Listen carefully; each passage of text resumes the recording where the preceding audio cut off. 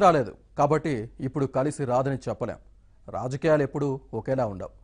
జయలలిత, కరుణానిధి ఉన్నప్పటి రాజకీయాలు వేరు, ఇప్పుడు వేరు. రాజకీయాలు మారిపోవడానికి కారణాలు చాలా ఉన్నాయి.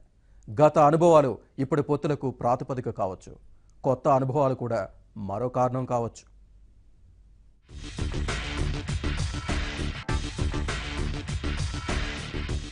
కరుణానిధి, జయలలిత వంటి పెద్ద నేతలు లేకపోవడం ఒక కారణం కావచ్చు. ద్రవిడ పార్టీల్లో ఆత్మవిశ్వాసం కొరవడి చిన్న పార్టీలను చేరదీస్తున్నాయి. కుల ప్రాతిపదికగా ఏర్పడ్డ చిన్న పార్టీలకున్న ఓట్లు కూడా ఇందుకు మరో కారణం. కొంగునాడు మక్కల్ దేశీయ కచ్చి పార్టీని తీసుకుందాం. ఇది గౌండర్ కులస్తుల పార్టీ. 2016 అసెంబ్లీ ఎన్నికల్లో కొంగునాడు పార్టీ సొంతంగా 72 స్థానాల్లో పోటీ చేసింది. ఇందులో అత్యధిక స్థానాల్లో జయ పార్టీ, కరుణానిధి పార్టీలకు మధ్య తేడా చాలా స్వల్పం. దానికన్నా కొంగునాడు పార్టీకొచ్చిన ఓట్లు అధికం. అప్పుడే కరుణానిధి కొంగునాడు పార్టీతో పొత్తు పెట్టుకునుంటే జయలలిత పార్టీ ఓడిపోయి ఉండేది. ఇది కొంగునాడు పార్టీ చేస్తున్న వాదన. ఇప్పుడు కొంగునాడు పార్టీతో డిఎంకే పొత్తు పెట్టుకోవడానికి ఇదొక కారణం కావచ్చు.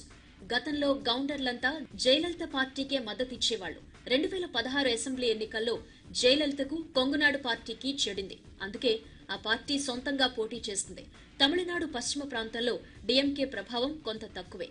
ఇక్కడ గౌండర్ల జనాభా అధికం. ఇలాగే మిగిలిన చిన్న పార్టీలు కూడా కొత్త పొత్తులకు రకరకాల కారణాలు చెబుతున్నాయి.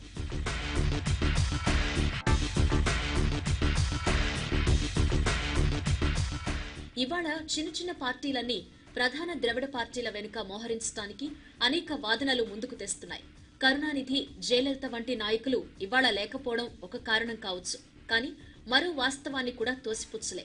అదేమంటే తమిళనాడులో గడిచిన 2 దశాబ్దాల్లో ద్రవిడ పార్టీల బలం క్రమంగా పలచబడుతూ వస్తోంది. ముఖ్యంగా 1990 నుంచి అనేక ప్రాంతాల్లో అన్నా డిఎంకే ప్రభావం తగ్గుతూ వస్తోంది. ఆ ఖాళీని రామదోస్ పార్టీ, పిఎంకే, మరికొన్ని దళిత పార్టీలు భర్తీ చేస్తూ వస్తున్నాయి.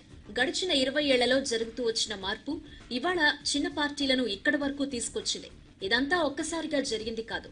మొత్తం 8 చిన్న పార్టీలు ఇవాళ ద్రవిడ పార్టీల వెనుక మోహరించాయి.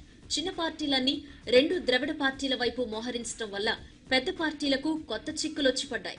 ఇప్పుడు ఆ చిక్కులు పరిష్కరించుకోవటంలోనే 2 ద్రవిడ పార్టీలు తలమునకలై ఉన్నాయి.